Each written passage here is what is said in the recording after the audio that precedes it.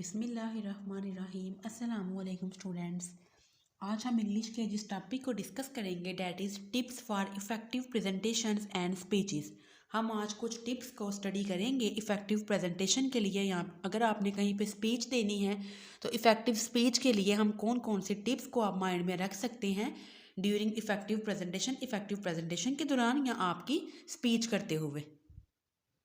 तो स्टूडेंट्स, अपना lecture start करने से पहले मैं आपको बता दूं, अगर आप पीएस बीएससी या एमएससी के स्टूडेंट्स हैं और आपको किसी भी बुक पे, चाहे वो ज़ूलॉजी है, बॉटनी है, केमिस्ट्री है, इंग्लिश है, आपको किसी भी बुक पे किसी स्पेसिफिक टॉपिक पे आपको कोई नोट्स चाहिए या आपको कोई असाइनमेंट आपने बनानी हो और आपको उसमें मुश्किल पेश आ रही हो, आपके पास मटीरियल नहीं है या आपको कोई प्रैक्टिकल समझना है, आपको किसी प्रैक्टिकल पे नोट्स चाहिए, आपको कोई प्रैक्टिकल लिखा हुआ चाहिए, तो आप मुझे कमेंट सेक्शन में मैसेज कर सकते हैं।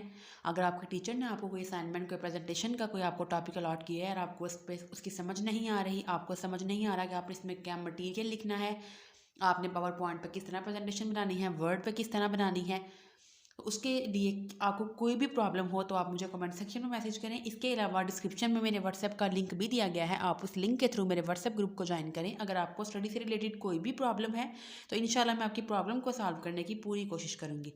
तो स्टूडेंट्स, आज का हमारा बहुत ही मज़े का टॉपिक है। 17 to 18 पॉइंट्स हैं, कुछ ऐसे टिप्स हैं जो आपने माइंड में रखनी है जब भी अगर आप चाहते हो कि आपकी प्रेजेंटेशन इफेक्टिव हो, तो आपने उन टिप्स को माइंड में रखना है। सबसे पहले देखें, be clear with your purpose. Second देखें, know your audience, keep enough time for preparation, develop interest in the topic, know more about by reading books, newspaper etcetera, listening to it and discussing with the people, collect adequate material and then select what to present according to the purpose and time given. देखिए students, इन tips में उन्होंने आपको ये बताया है कि आपने अपने पर्पस, जिस पर्पस के लिए आप प्रेजेंटेशन दे रही हैं उसके आप क्लियर, उसके पर्पस आपका क्लियर होना चाहिए, अपनी ऑडियंस को आपने जानना है।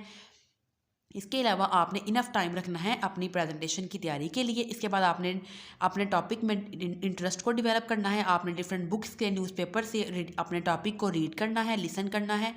इसके अलावा आपने उसको पेपर के साथ डिस्कस करना है, आपने एडिक्वेट मीन्स कि आपने मुनासिब मटेरियल कलेक्ट करना है, फिर आपने इसको सेलेक्ट करना है अपनी ऑडियंस के अकॉर्डिंग, या जो आपका पर्पस है, जो इसके पर्पस के लिए आप प्रेजेंटेशन दे रही हो उसके अकॉर्डिंग। और इतना आपने टाइम भी, क्योंकि हम पीछे पढ़ चुके हैं कि टाइम भी बहुत मैटर करता है, तो आपने जितना आपको टाइम दिया गया है आपने उसी टाइम के हिसाब से एडिक्वेट मटेरियल चूज़ करना है जो आपकी इन्फॉर्मेशन को सही तरीके से, जो आप बताना चाह रहे हो, उसको डिलीवर कर सके। तो स्टूडेंट्स, इस बुक में बहुत ही इजी वर्डिंग में सारी टिप्स बताई गई हैं, आप इसको अच्छे से याद भी कर सकते हैं। और अगर आपको पेपर में ये लॉन्ग क्वेश्चन भी आता है कि टिप्स लिखें इफेक्टिव प्रेजेंटेशन की, क्या टिप्स हैं, तो आप इजीली इसको याद भी कर सकते हैं इन पॉइंट्स को, और आप पेपर में इनको लिख भी सकते हैं। तो स्टूडेंट्स, हम अगला पॉइंट देख लेते हैं, organise and make an outline with the main points and sub points, structure your presentation into 3 parts, beginning, middle and the end.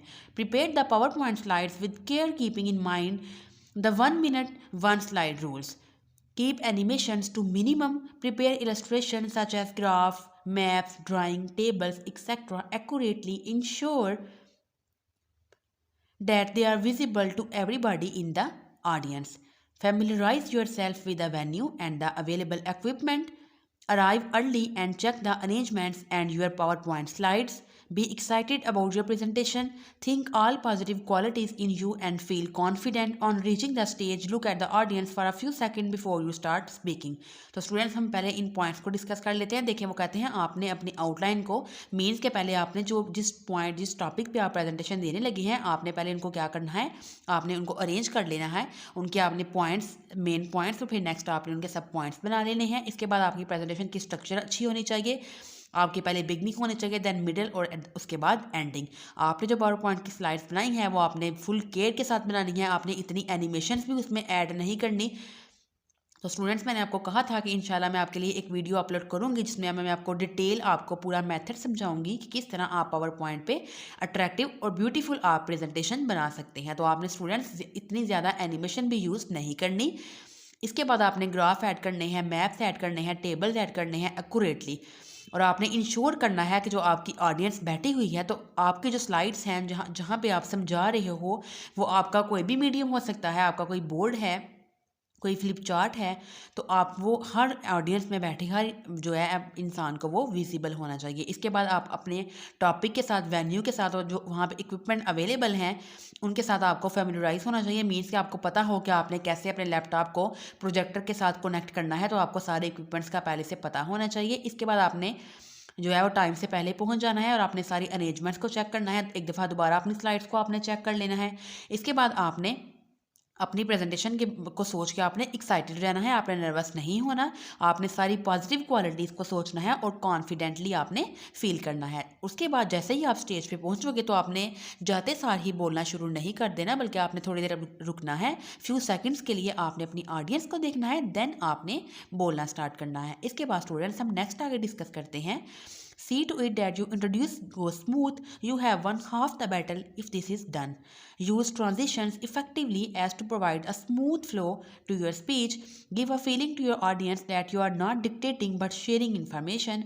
Explain each slide adequately. Do not just flip slides. Give time for the audience to grasp its contents. Maintain eye contact with all sections of your audience.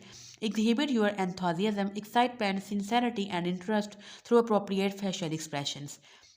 Use well-timed gestures to substantiate your points. Adopt postures that reveal your confidence. Avoid monotonous postures. Do not move excessively. अब students हम पहले इन points को discuss कर लेते हैं। वो कहते हैं आपने इफेक्टिवली जो है आपकी ट्रांजिशंस इफेक्टिव होनी चाहिए, स्मूथ फ्लो होना चाहिए। इसके बाद आपने ऐसी फीलिंग देनी है ऑडियंस को कि आप इन्फॉर्मेशन उनके साथ शेयर कर रहे हो। इसके बाद आपने हर स्लाइड को मुनासिब जितना हो सके आपने उसको उतना एक्सप्लेन कर देना है। आपने जल्दी जल्दी स्लाइड्स को फ्लिप नहीं करना, बल्कि आपने ऑडियंस को थोड़ा टाइम देना है कि वो जो आपने स्लाइड्स में जो मटेरियल ऐड किया है, जो कंटेंट लिखे हैं, वो उनको ध्यान से देख सकें, उसको पढ़ सकें। इसके बाद स्टूडेंट्स आपने अपनी ऑडियंस के जितने भी सारी आपकी ऑडियंस डिफरेंट डिफरेंट जगह पे बैठी होगी तो आपने उन सब के साथ आई कांटेक्ट रखना है। मींस कि आपने जो है वो नीचे ग्राउंड को देख के उनको बात नहीं करनी या किसी कॉर्नर में देख के ये ऐसा फील होगा कि आप नर्वस फील कर रहे हो, तो जो बेटर नहीं है, बल्कि आपने आई कांटेक्ट रखना है अपनी ऑडियंस के साथ। आपने अपने जोश को, एक्साइटमेंट को, सिंसेरिटी, इंटरेस्ट को अपने प्रॉपर फेशियल एक्सप्रेशंस के थ्रू आपने उनको बताना है। जैसे हमने नॉन वर्बल कम्युनिकेशन में डिटेल के साथ स्टडी किए थे फेशियल एक्सप्रेशंस को, कि आपके फेशियल एक्सप्रेशन जो है वो बगैर बोले भी आपकी डिफरेंट कम्युनिकेशन को, आपके मैसेज को कन्वे कर देते हैं। तो आपने प्रॉपर अपने फेशियल एक्सप्रेशंस रखने हैं और जो आपकी नर्वसनेस को शो नहीं करें, बल्कि ये शो करें कि आप कॉन्फिडेंट हैं। इसके बाद स्टूडेंट्स आपने वेल टाइम गेस्टर्स जो है वो आपने देने हैं। इसके बाद आपने नेक्स्ट आगे देखिए, आपने ऐसे पोस्चर्स जो है अडॉप्ट करने हैं जो आपके कॉन्फिडेंस को रिवील करें, और आपने ज़्यादा एक्सेसिवली भी मूव नहीं करना। देखिए अगर आप ज़्यादा मूव करोगे, एक जगह से दूसरी जगह मूव कर रहे हो, या फिर आप एक कॉन्स्टेंटली एक जगह पे ही खड़े हो, या आप अपनी लेग को जो है वो आप मूव कर रहे हो, आप अपनी लेग को जो है वो शेक कर रहे हो, तो ये इस तरह के ऐसे जो पोस्चर्स हैं ये शो करते हैं कि आप नर्वसनेस फील कर रहे हैं या आपको कोई चीज़ भूल गई है, आपको एक्सप्लेन नहीं करना आ रहा। तो आपने इस तरह के जो है पोस्चर्स अडॉप्ट नहीं करने, बल्कि ये पोस्चर्स ये शो करेंगे कि आप जो है वो नर्वस फील कर रहे हैं, बल्कि आपने अच्छे पोस्चर जो है वो यूज़ करने हैं जो आप कॉन्फिडेंट आपको फील करवाएं कि आप कॉन्फिडेंट हैं। इसके बाद नेक्स्ट आगे देखें, if necessary you sit and present in front of a small group. अगर देखें वो कहते हैं कि अगर आप किसी स्मॉल ग्रुप के सामने बैठ के अपनी प्रेजेंटेशन दे रही हैं और अगर ज़रूरी है तो आप बैठ जाएं। और स्टूडेंट्स अब नेक्स्ट आगे कहते हैं कि अगर नेसेसरी है तो आपने उसी टाइम अपनी प्रेजेंटेशन जो आपने बनाई है उसके जो मटेरियल की जो स्लाइड्स हैं आपने उनकी, अगर उनकी आपने हार्ड कॉपी आप लेके आए हो साथ, तो आपने राइट टाइम पे उसी टाइम पे क्या करना है, उनको डिस्ट्रीब्यूट कर देना है। और अगर आप बैठे हो अपनी ऑडियंस के सामने, स्मॉल ग्रुप ऑफ पीपल के सामने, तो आपने एक स्ट्रेट पोस्चर अडॉप्ट करना है चेयर के ऊपर। और जब आप प्रेजेंट करोगे, कुछ बोलोगे, तो आपने लीन फॉर्म मीन्स आगे को झुक के थोड़ा बोलना है, और आपने बिल्कुल रिलैक्स फील मीन्स कि आपने बिल्कुल ही चेयर के साथ पीछे टेक लगा के नहीं बैठ जाना, या आपका कैजुअल एटीट्यूड शो करेगा बल्कि आपने थोड़ा सा आगे की तरफ झुक के अपने आइडियाज़ को, अपनी इन्फॉर्मेशन को आपने शेयर करना है।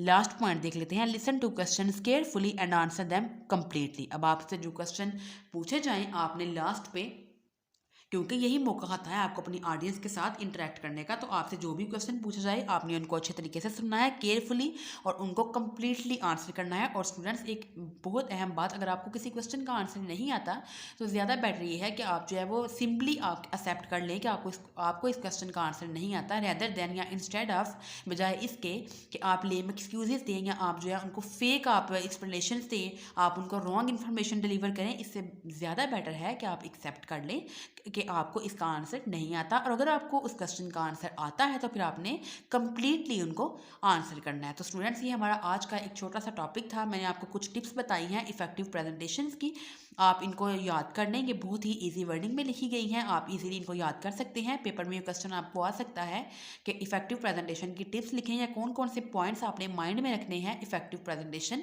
देते हुए।